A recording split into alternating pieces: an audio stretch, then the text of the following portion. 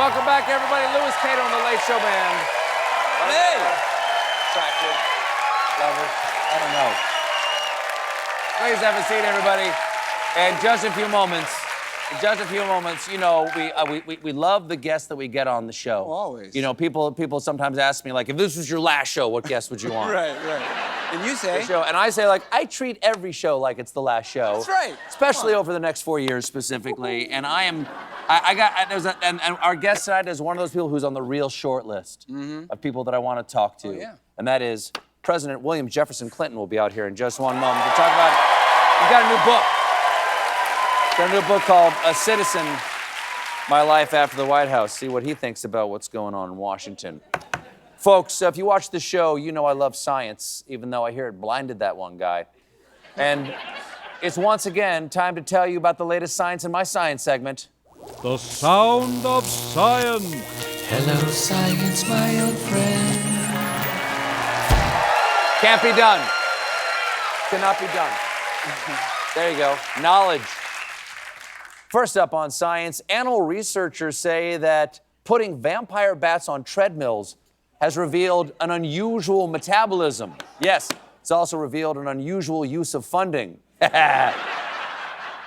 how they walk funny. Now let's make them use a thigh master.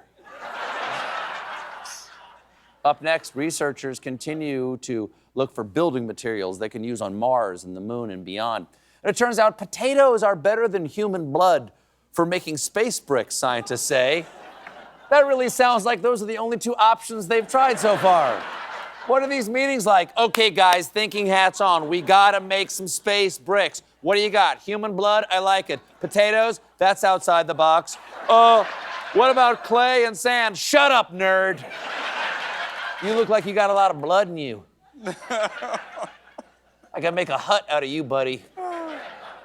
As researchers look for ways to build in space, they're considering human bodily fluids because the blood and urine of astronauts are renewable resources. And I'm sure the astronauts are just going to be thrilled to hear that. Mars Lander 1, mission control here. Congratulations on a successful landing. Your first task, build a rover out of fingernail clippings and phlegm. Up next, a first-of-its-kind glowing sea creature was discovered in the ocean's midnight zone. It has a gelatinous hood, a fingered paddle-like tail, and is called a nudibranch. Why does every single word of that sound sexual? Hey, what's up? I got a gelatinous hood and fingers where they don't belong. If you want your branch to get nudie, join me in the midnight zone. Next up, really? That would work? There we go, hot and bothered.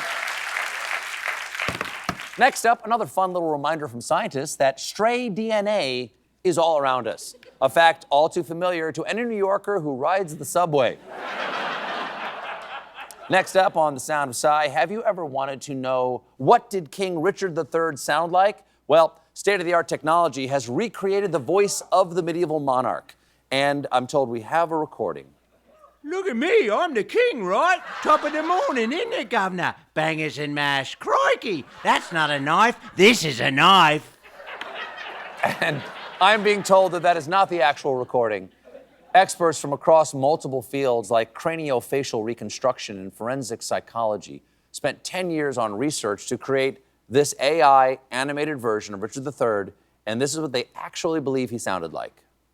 We therefore following in the footsteps of our ancestors, and with the assent and advice of the side prelates. It really looks like they made a Lord Farquaad, an NPC in Assassin's Creed, who's offering you a side quest. Hello, traveler. You can have this magical amulet if you find my stolen sheep. The sheep were last seen. Skip. Next, in the world of wide science, researchers have uncovered clues as to why humans developed an unusually long childhood thanks to new fossil teeth from an 11-year-old. The teeth were found tucked under a fossil pillow.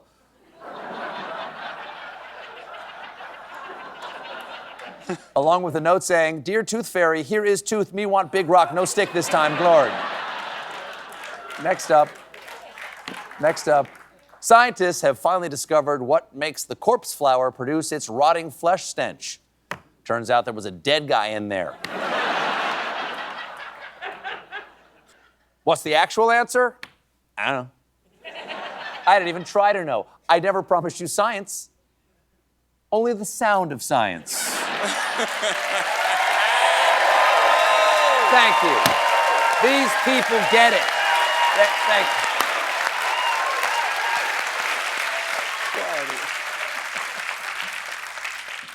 Next up, down in Sci-Town, scientists have just discovered a sea creature as large as 2 basketball courts. Oh my God, that's amazing. What is it, a gigantic shark, a huge whale? Nope, it's a single piece of coral.